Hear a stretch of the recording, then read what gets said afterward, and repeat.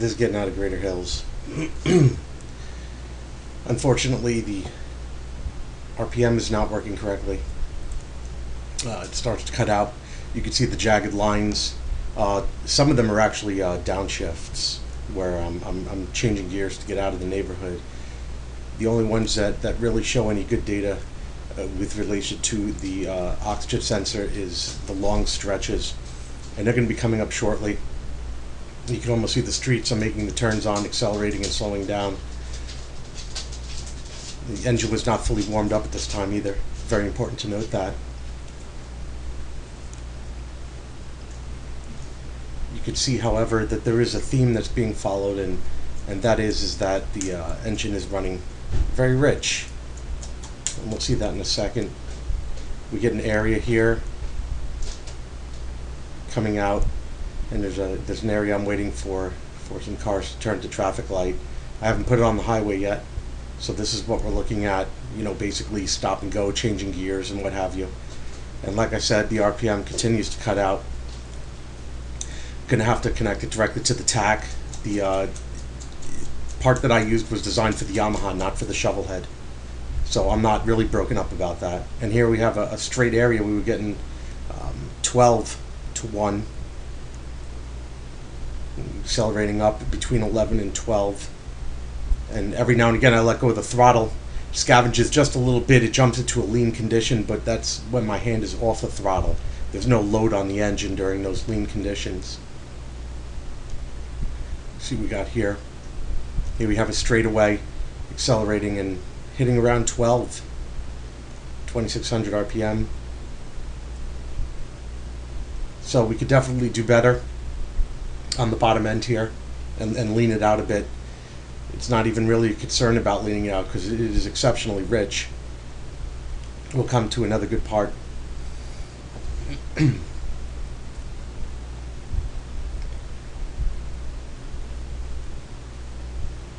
Yeah, looking at 11, 12.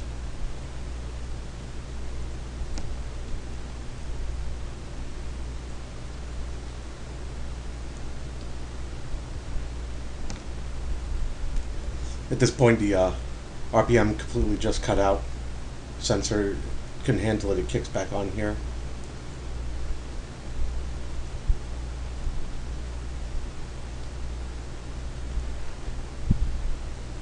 I was hoping to time this with my GoPro.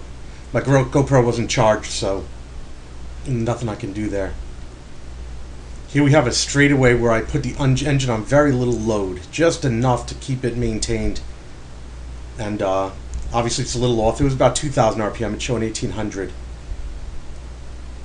You can see it clears up a bit, but it's still running rich. And I'm going to take the pilot and go with one slightly smaller, reset the idle mixture screw, because this is rich all across the board. You can see when it really gets going on a steady speed, it shows what the carburetor is really doing. Like I said, when I get a back road, I'm going to take another one on the back road before I make any changes and really get that consistent RPM to fuel mixture. You know, I have a good idea where the throttle position is at those points.